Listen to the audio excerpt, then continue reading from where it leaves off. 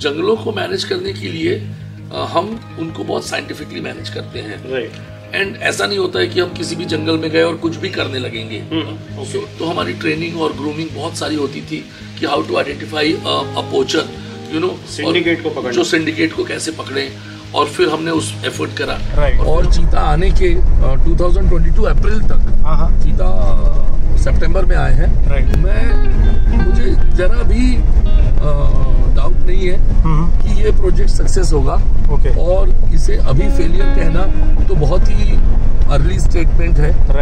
जब तक एक मेल टाइगर अपना वर्थ प्रूव नहीं करे फीमेल के सामने कि he is strong enough to give birth to next generation, वो फीमेल उसको माउंट ही नहीं होने दी। से इस तरह से डिस्प्ले बोर्ड में उनका नाम लगाना तो आई थिंक इंडिया में कोई भी नहीं कर रहा होगा किसी टाइगर रिजर्व में। तो हम हर महीने 4 अलग अलग कैटेगरी में 4 लोगों को पिक करते हैं।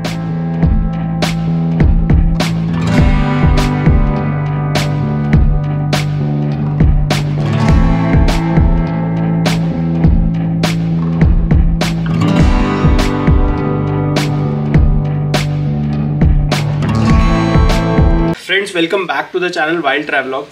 आज मेरे साथ रजनीश सर हैं चैनल पे। बिफोर वी बिगिन मैं सर का इंट्रोडक्शन कर देता हूँ। तो sir is Rajneesh Kumar Singh and he is the deputy director of Pench tiger reserve at the moment.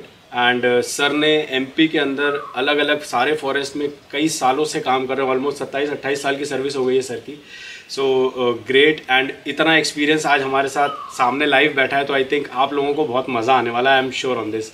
तो sir is also the recipient of state wild life award in 2021। So sir congratulations, I would say belated one, but yeah so thank you so much. So ये sir की introduction हो गई। And जैसा कि मैं हर बार कई सारे इम्पॉर्टेंट लोगों के साथ पॉडकास्ट करता हूं, तो आज मैं सर को अपने चैनल पे लेके आया हूं बिकॉज मैं वाइल्ड लाइफ कंजर्वेशन के ऊपर डिस्कस करना चाहता था और मैं आप लोगों को बताना चाहता था कि क्या क्या एफर्ट्स चल रहे हैं एमपी में उसके लिए।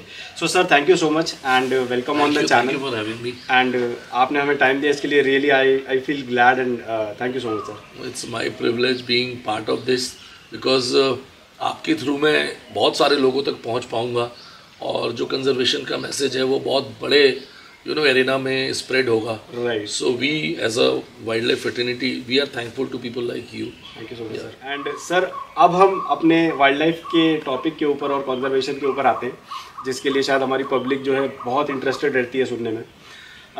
मैं आपसे एक पहला सवाल एक बेसिक सा समझना चाहता हूँ कि सर, एमपी के अंदर एक जो फॉरेस्ट है वो बाकी इंडिया के फॉरेस्ट से एक बहुत ही डिफरेंट फॉरेस्ट है। So in terms of I would say कि बड़े बड़े टीक के पेड़, बड़े बड़े साल के पेड़, अब जैसे मैं रणथंभौर की बात करूँ, सो दे हैव लाइक छोटा फॉरेस्ट है वहाँ पे, ड्राई थोड़ा सा फॉरेस्ट रहेगा कि इतने ऊंचे ऊंचे पेड़ भी नहीं मिलेंगे। तो यहाँ पे गवर्नमेंट ने बहुत काम किया है एमपी के अंदर। So can you please share some efforts कि गवर्नमेंट ने एमपी के अंदर क्या स्पेशल एफर्ट्स डाले जो आज एमपी का जंगल इतना फ्लरिश हुआ है? ओके, तो धवल, पहले तो मैं ये चीज़ क्लियर करना चाहूँगा कि इंडिया में आप हर हिस्से में जाएंगे तो बहुत अलग अलग फॉरेस्ट हैं और इसलिए मध्य प्रदेश के भी फॉरेस्ट अलग हैं। और वे फॉरेस्ट जहाँ पे साल या टीक जैसे ऊंचे ऊंचे पेड़ नहीं होते हैं, आपने एग्जांपल में रणथंभौर की बात कही जहाँ धौक के पेड़ हैं, वो छोटे छोटे हैं, but to be very honest वो भी उतने ही प्रेशियस हैं। वो एक डिफरेंट इकोसिस्टम है और कोई भी जगह पेड़ कैसे होंगे, वो वहाँ वाटर की अवेलेबिलिटी क्या है, सॉइल कैसी है, और वो इकोसिस्टम, क्योंकि वो फॉरेस्ट कई लाख साल में इवॉल्व हुए हैं, तो हर जगह की अपनी एक खासियत है। और इवन तो यदि आप मध्य प्रदेश का जो ईस्टर्न पार्ट है जिसमें कान्हा नेशनल पार्क है, माधवगढ़ है और संजय है, इनमें साल फॉरेस्ट है। और इसके आप वेस्टवर्ड आएंगे तो हमारा पेंच है, सतपुड़ा है, इनमें प्रेडोमिनेंटली टीक या मिसलेनियस फॉरेस्ट है। और सतपुड़ा में हाई एल्टीट्यूड में जाएंगे तो छोटा सा साल का भी पैच है वहाँ पे। और यदि आप नॉर्थ ऑफ रिवर नर्मदा जाएंगे, जो विंध्याचल माउंटेन रेंजेस हैं, तो उस पर थॉर्नी और छोटे छोटे हैं। तो जैसा आप इवन आप पन्ना में देखेंगे तो पन्ना में भी उतने जैगेंटिक और बड़े बड़े पेड़ नहीं है, पर पन्ना की अपनी खूबसूरती है। तो ये तो बात रही जंगलों की खूबसूरती की। बट यस, इसको जो मैनेज करना है वो एक बहुत ही हरक्यूलियन और बहुत टफ टास्क है। और मध्य प्रदेश, जब मध्य प्रदेश नहीं भी बना था 56 में, इसके भी बहुत पहले से शुरुआत हो गई थी। सो 1933 में कान्हा सेंचुरी बन गया था और तब से वाइल्ड लाइफ मैनेज हो रहा है कान्हा में। हालांकि वो आज के बहुत बड़ा कान्हा के प्रोपोर्शन में बहुत छोटा सा इलाका था। आज का जो मोटा मोटा कान्हा रेंज है वो एक सेंचुरी थी। तो वो शुरुआत हुई और जैसे जैसे हम मैनेज करते गए, हम सीखते गए कि हमें क्या करना है और क्या नहीं करना है। फिर चैलेंजेस भी अलग अलग तरह के आते गए। तो उस तरह से वाइल्ड लाइफ मैनेजमेंट पिछले लगभग 90 सालों में मध्य प्रदेश में धीरे धीरे इवॉल्व हुआ। और मध्य प्रदेश बहुत ब्लेस्ड रहा कि बहुत सारे अच्छे लेजेंडरी ऑफिसर्स मिले इसे। और मध्य प्रदेश को एक और बहुत ज़बरदस्त है यहाँ के लोग। तो यहाँ मध्य प्रदेश में आप देखेंगे लोग उतने एग्रेसिव नहीं है। सो इतने घने जंगलों में लोग रहते हैं, रहते आए, तो उन्हें मालूम है कि ये वाइल्ड एनिमल यही हैं। वाइल्ड एनिमल कभी थोड़ा कम हुए, कभी ज़्यादा हुए, पर लोग वहाँ रहे। तो लोग जंगलों में और जंगली जानवरों के साथ रहने की मुझे लगता है कि देश के दूसरे जगहों की अपेक्षा ज़्यादा आदी है। And that is why Madhya Pradesh में ये वाइल्ड लाइफ फ्लरिश कर रहा है। और क्या आप जानना चाहोगे कि कुछ स्पेसिफिक स्टेप क्या है? हाँ, मतलब जो गवर्नमेंट ने क्योंकि यहाँ पे दो फैक्टर आते हैं, एक तो जंगल को मेंटेन करना और दूसरा वाइल्ड लाइफ को मेंटेन करना। उसके ऊपर मैं अगले क्वेश्चन में आऊँगा। बट यहाँ पे I am more interested to understand कि जंगल के लिए गवर्नमेंट ने क्या स्पेसिफिक स्टेप्स किए हैं, लाइक कुछ अगर स्पेसिफिक बनाया होगा या नहीं। टू बी वेरी ऑनेस्ट, या sorry, fire line is one. In fact India का सबसे पहला fire line Satpura tiger reserve में 1800 समथिंग में बना था। आज भी है, वो टूरिज्म जोन में है।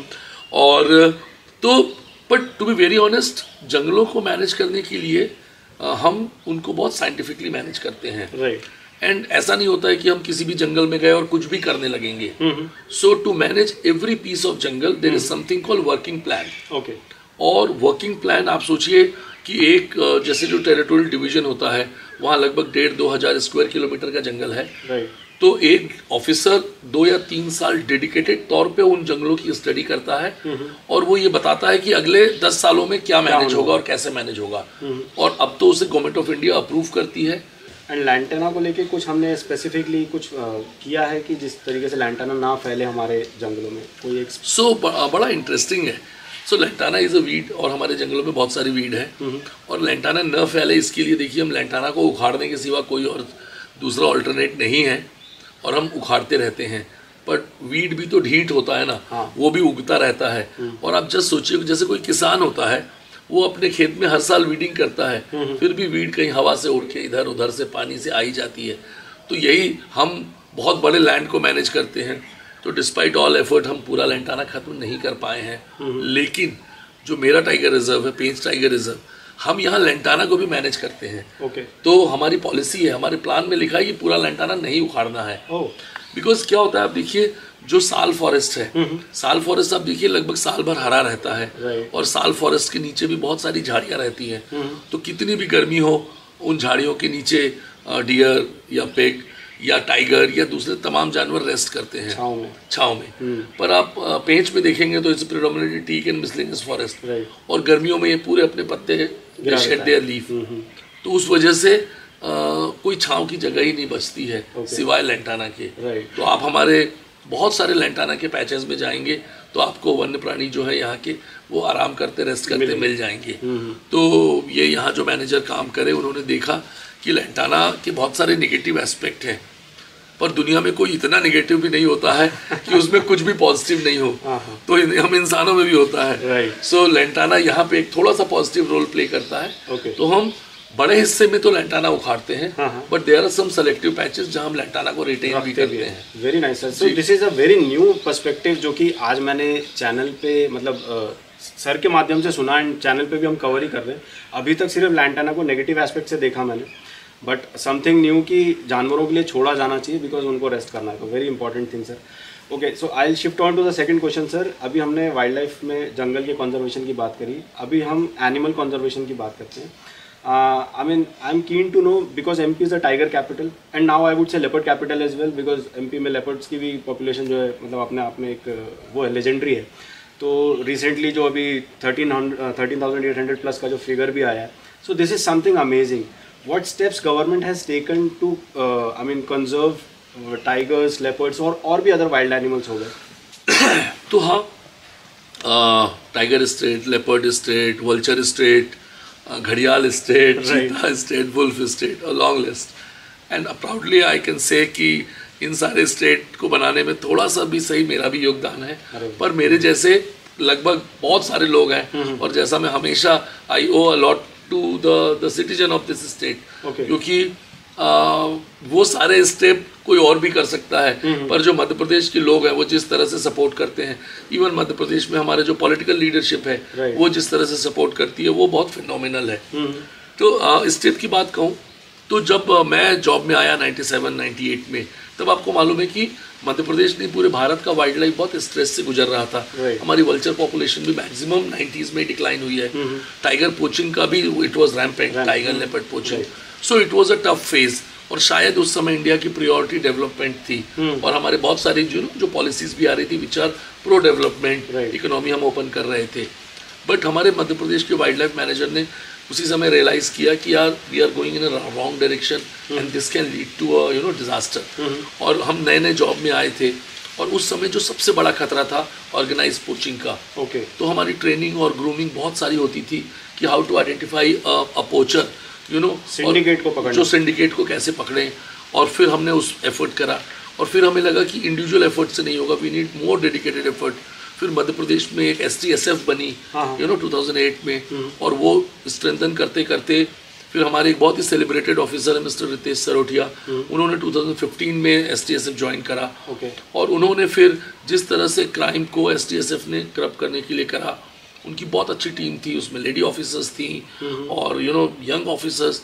और उन्होंने, आपको बताऊं, एक पेंगोलिन का केस पकड़ा। टाइगर से भी ज़्यादा पेंगोलिन को पोचिंग थ्रेट है, और हम मानते हैं कि दुनिया में हर 10 मिनट में एक पेंगोलिन पोच होता है, सो 10,000 पर ईयर। तो वो बहुत तेज़ी से ख़त्म हो रहा है। और हमारी STSF की टीम ने जब पेंगोलिन के लोगों को पकड़ना चालू करा, तो न केवल पेंगोलिन पर, उनमें से बहुत सारे लोग मल्टीपल एनिमल के ऑफेंस में थे। सो यहाँ बताऊंगा तो पेंगोलिन के लिए उन्होंने 14 स्टेट से लगभग 550 लोगों को अरेस्ट किया। उसमें कुछ इंटरनेशनल ऑफेंडर्स भी थे। फिर उसी से टाइगर के क्राइम भी जुड़ गए, उससे कछुआ का क्राइम भी जुड़ गया। तो इस तरह से करके बहुत ही फिनोमिनल काम हुआ। एक तो होता है पोचर, वो कोई गांव का आदमी हो सकता है, कोई गरीब हो सकता है, पर एक ट्रेड लिंक होती है, और हमारी STSF ने उस ट्रेड लिंक को तोड़ दिया, ब्रेक कर दिया। तो उस वजह से जो ऑर्गेनाइज पोचिंग में बहुत कमी आई है, बहुत सिग्निफिकेंट कमी आई है। तो आई थिंक एक मैं ये स्टेप कहना चाहूँगा, ये बहुत इम्पोर्टेंट है। फिर हमने जब देखा कि बहुत सारी जो हमारे टाइगर की स्पेसिफिकली या लेपर्ड की जो डेथ हो रही थी, वो पॉइजनिंग से हो रही थी। और टाइगर या लेपर्ड, कभी मवेशी जब जंगल के अंदर चरने गए, अब एक चीतल है 40 किलो का, और एक कोई गाय या बैल या मवेशी है 250 किलो का, तो टाइगर को लगता है मैं वो 250 किलो को मारूंगा तो मुझे 7-8 दिन तक खाना मिलेगा आराम से। So it's an easy prey, वो दौड़ भी नहीं पाएगा। सो लोगों का जब 2-3 बार हुआ, लोग गुस्सा होते थे, वो मीट में पॉइजन मिला देते थे और टाइगर की डेथ होती थी। और विद इन 2000 to 2010 का आप डेटा देखेंगे तो हर साल 2, 4, 5 टाइगर और लेपर्ड ऐसे ही मरते थे। तो इस प्रॉब्लम को हमने समझा और 2-3 चीज़ें करी। एक तो हमने करा जो हमारी कंपनसेशन की पॉलिसी है। अब देखिए गांव के आदमी के लिए वो इसका एक इकोनॉमी का सोर्स है, क्योंकि बैल है, उससे वो उसको इनकम करना है। तो हमने क्या करा, पहले बहुत 2,000-1,500 रुपये कंपनसेशन था, अब तो 30,000 रुपये तक कंपनसेशन है। और उसको इस तरह से कर दिया, then there is something called service guarantee act.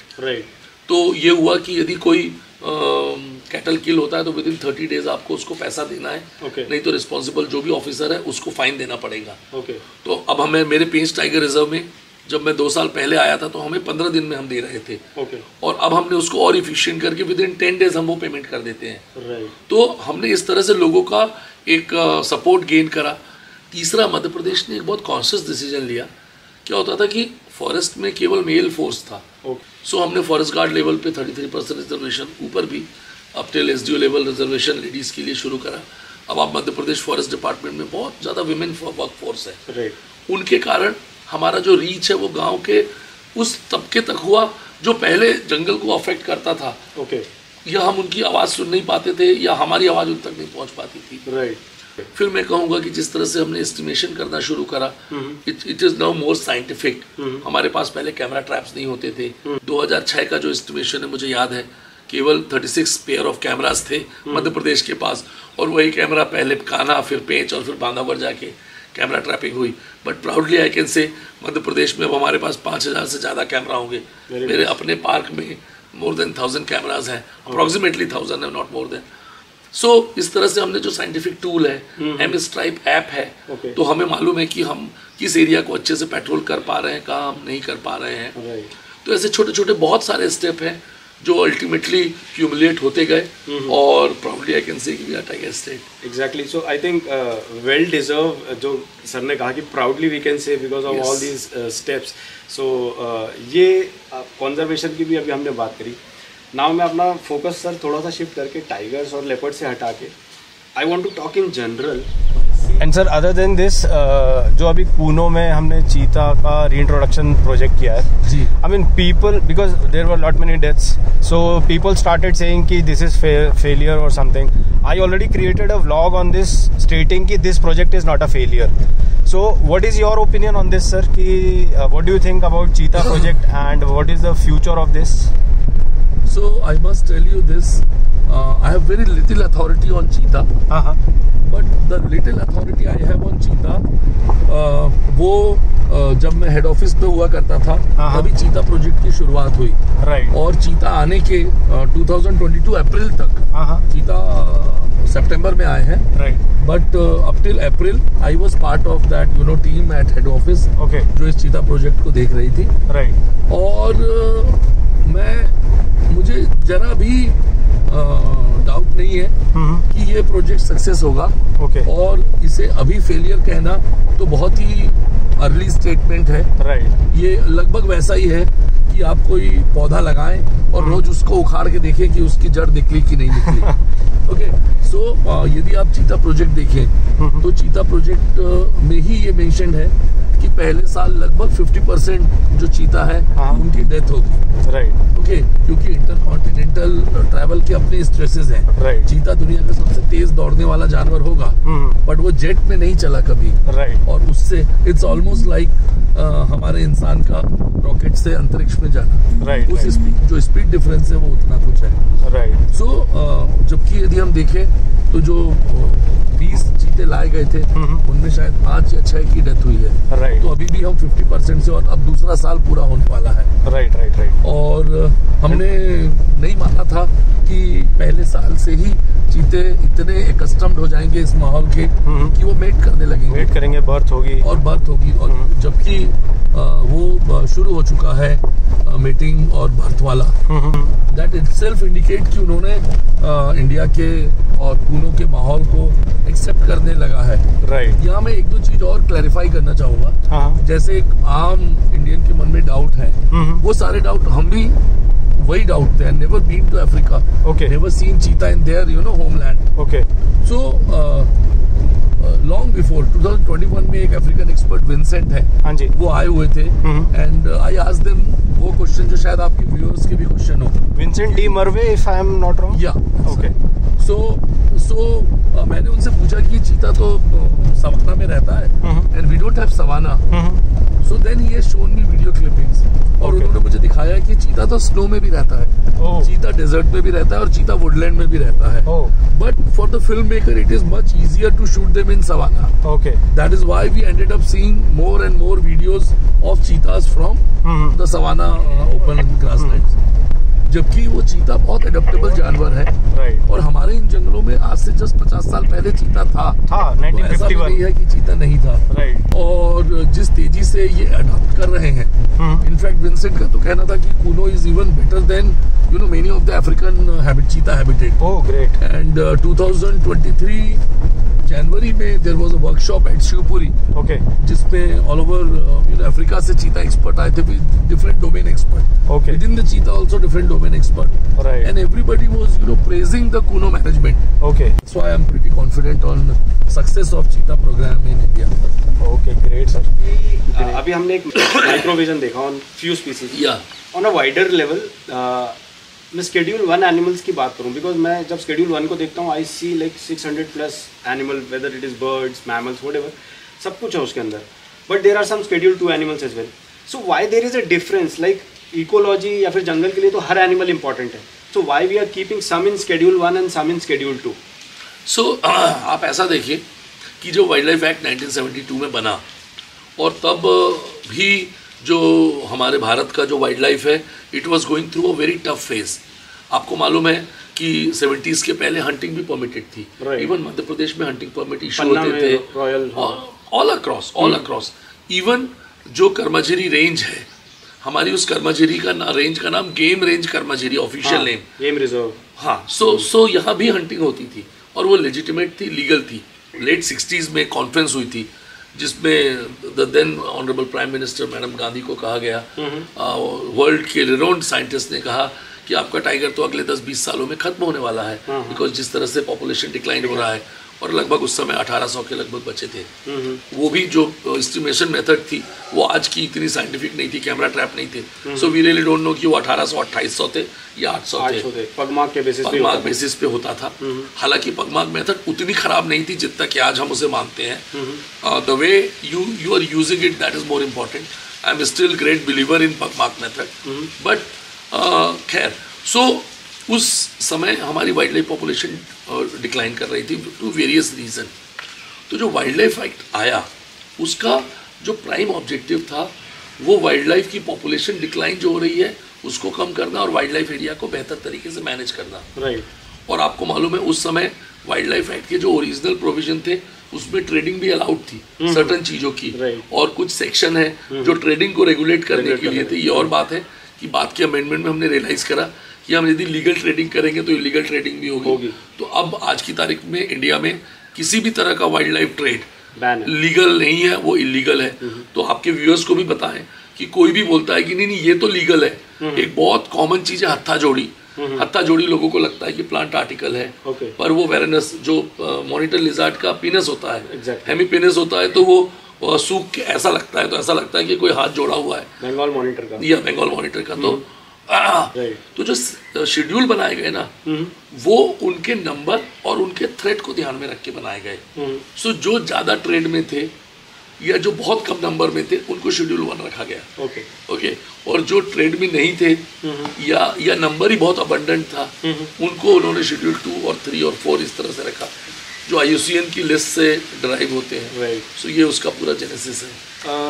इसी से मेरे को एक क्वेश्चन जो मेरे माइंड में आ रहा है कि अभी 2-3 दिन पहले when I was in another safari, एक टूरिस्ट ने मुझसे पूछा कि मेरे साथ में दूसरा टूरिस्ट है, ही आस्क्ड मी कि ये यहाँ पे ना उसका स्पॉटेड डियर का स्कल पड़ा था और उसके एंटलर्स थे कि हम घर क्यों नहीं ले जा सकते, तो यहाँ पड़ा हुआ है ऐसे बेकार सा है. तो एंड समबडी आस्क्ड कि ऐसे तो फिर टाइगर का भी कुछ ना कुछ पड़ा रहता होगा, मरता होगा ये वो.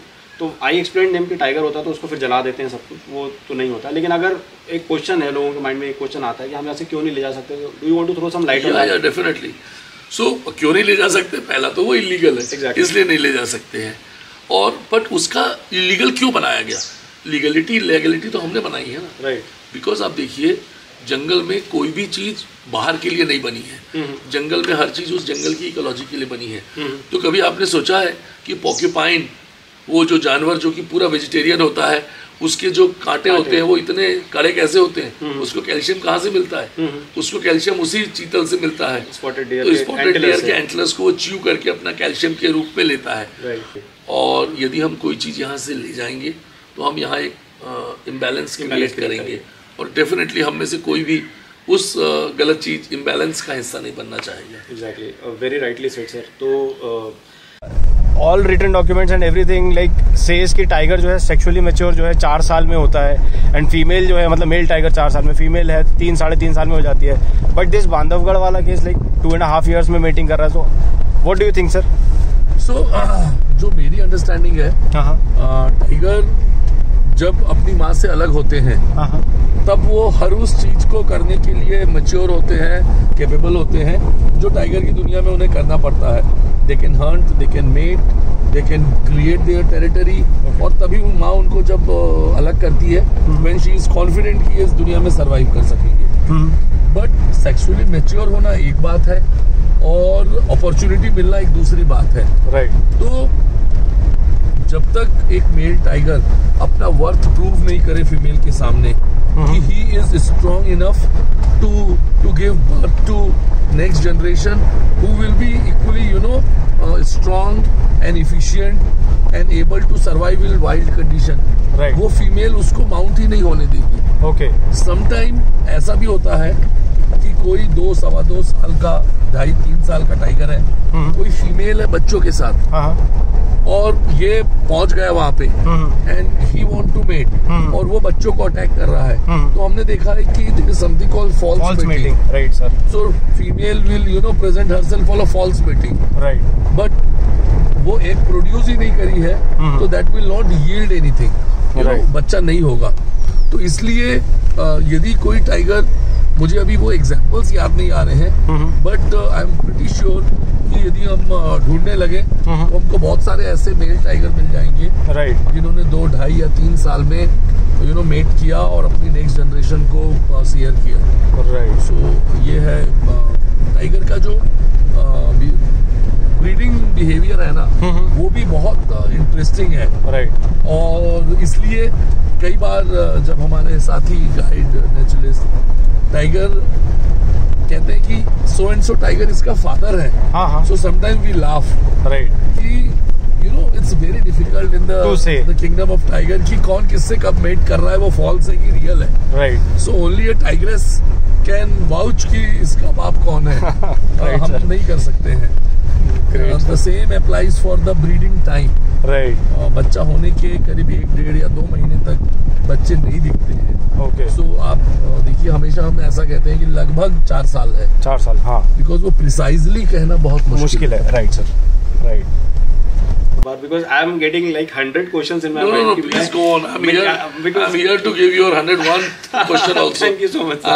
I'm there. Yeah. Right, thank you so much. तो अब जो मैंने एक चीज़ और नोट करी in terms of Pench only, अभी तक मैंने कहीं नहीं देखा, ये सिर्फ मैंने पेंच पे नोट करा कि टूरिया गेट पे there is a board of employee of the month type का, ये corporate culture है। Yes. So I'm also working now in corporate. Previously I was with some other things. So like ये culture कैसे, मतलब ये पेंच में कैसे आया ये? सो जैसा मैंने कहा कि आपने ये टॉपिक ही करा, तो I am very emotional about this topic. मैं लगभग 27-28 साल हो रहे हैं मुझे जंगलों में काम करते हैं, और मैंने हमेशा पाया कि एक जो फॉरेस्ट ऑफिसर है ऑफ एनी रैंक, उसको कभी उस तरह से उसका ड्यू या उसके काम को रिकॉग्निशन नहीं मिला जो वो डिजर्व करता है। Right. Okay, with no harsh feeling against anyone, but जिस तरह से हमारे सोल्जर्स हमारे बैटल फ्रंट पे कंट्री के बॉर्डर पे प्रोटेक्ट करते हैं, हमारे ये ग्रीन सोल्जर्स भी उतनी ही शिद्दत से, उतनी ही डिफिकल्टी, रादर उससे ज़्यादा डिफिकल्टी से ये काम कर रहे हैं। और लेकिन उनको वो क्रेडिट नहीं मिलता है। तो जब अभी एज अ पार्क डायरेक्टर मैं आया और यहाँ जब मैंने अपनी टीम से बात करा, तो मुझे लगा कि थोड़ा सा वो डिमोटिवेटेड है। और एक डिमोटिवेटेड फोर्स के साथ आप लड़ाई नहीं जीत सकते हो। बिल्कुल नहीं। तो हमने कई छोटे स्टेप करना शुरू करे इनका मोटिवेशन बढ़ाने का।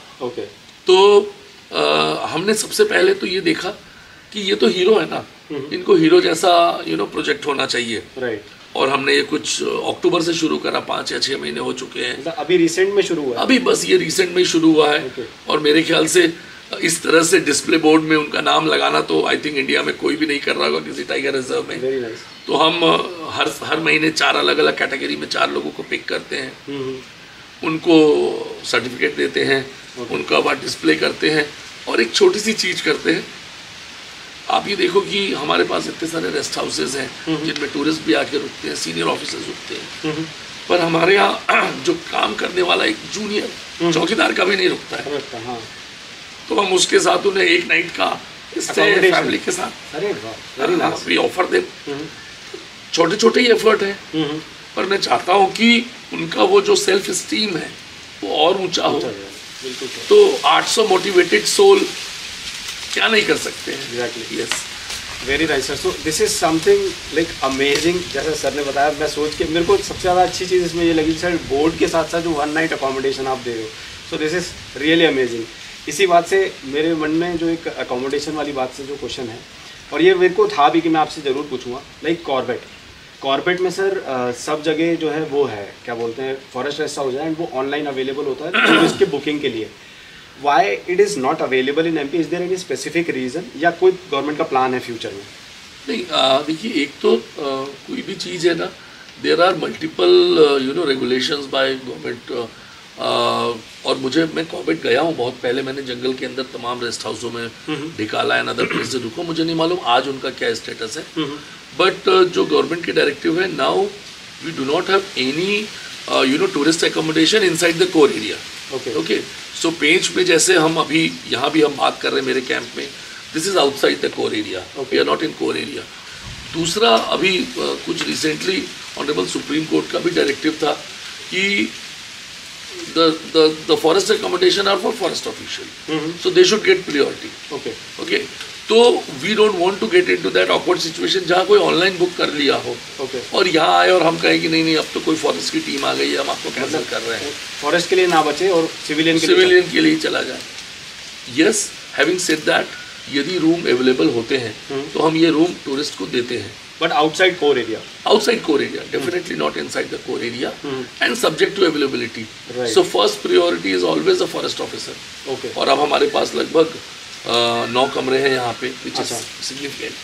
तो हमें पहले से भी मालूम होता है कि अब एक साथ रेयर ऑफ रेयरेस्ट है कि 9 फॉरेस्ट ऑफिसर आ जाएंगे. ओके, सो 2-4 लोगों को हम कह देते हैं, बट विद द कंडीशन कि यदि कोई फॉरेस्ट ऑफिसर आएगा तो यू नीड टू वेकेट, और लोग इसी कंडीशन पे ही आते हैं. अब आउट ऑफ द ब्लू जाके एक वेरी रैंडम क्वेश्चन, एलिफेंट्स का जो मूवमेंट है सर एमपी में बहुत लिमिटेड है.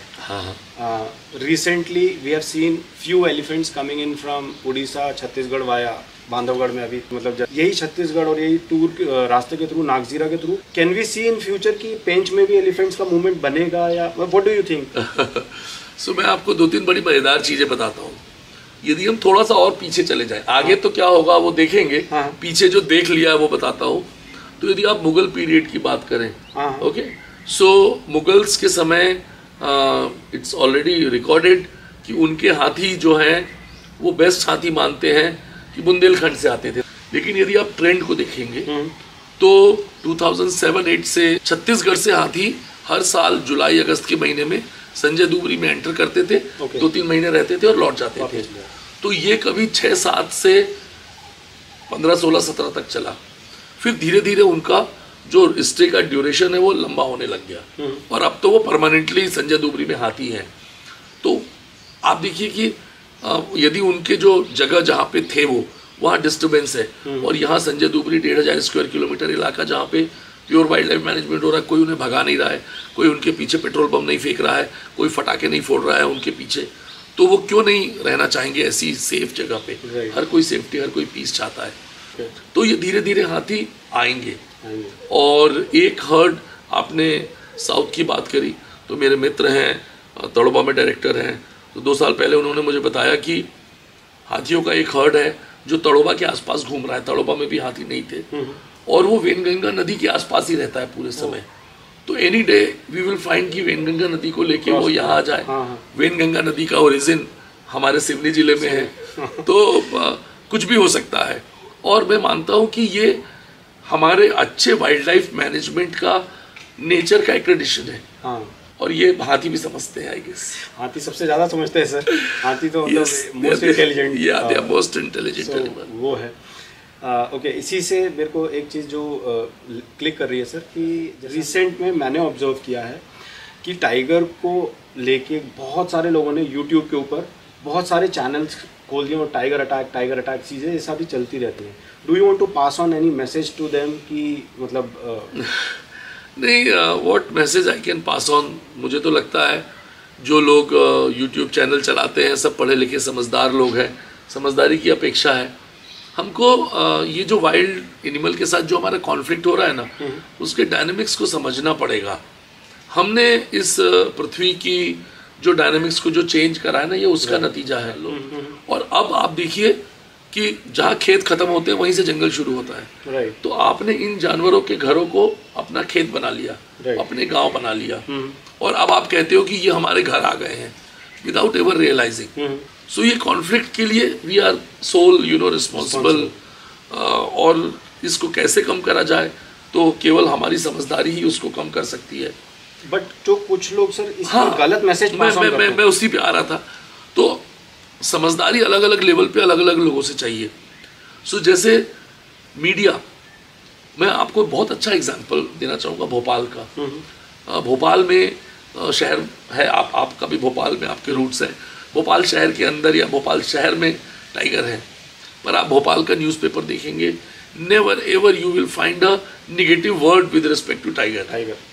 तो यही बात मैं जो यूट्यूबर्स हैं, पॉडकास्टर्स हैं और तमाम दूसरे लोग हैं, ये कोई टाइगर कभी भी अननेसेसरी किसी को अटैक नहीं करता है। या तो हम उसके डोमेन में उसको डरा रहे हैं तो वो डर में हमला करता है, या फिर वो अपनी चीज मान के हमला करता है। और मैं आपको मध्य प्रदेश का बताऊं, इतने सारे जो करीब टाइगर्स के अटैक करने पे 8 से 10 या 12 ह्यूमन डेथ होते हैं। लगभग हमने सारे ह्यूमन डेथ के केस को देखा तो पाया कि चरवाए हैं, मवेशी के साथ जंगल में चराई करने गए हैं, टाइगर ने बैल पे अटैक करा। वो हम समझाते हैं कि आप टाइगर को खा लेने दें, हम आपको उसका पैसा दे देंगे, पर कई बार out of what to say, love for their animal, they venture in between। हाँ, वो उसके बीच में घुस जाएंगे बचाने के लिए। इनफैक्ट आज जब मैं इंटरव्यू कर रहा हूँ, इस तुरंत इंटरव्यू के बाद हम पेज में every year we do this, we call it चरवाहा सम्मेलन। ओके। तो हम पूरे फ्रिंज एरिया की जो चरवाहे हैं उनको इंटरेक्ट करते हैं, उनको एजुकेट करते हैं। ये तो मतलब एक जिसको कहते हैं ना, ग्रास रूट लेवल से ऊपर लेवल से हर तरफ से आपने उसको डिमांड किया हुआ, and you are working on that, so it's really nice to no.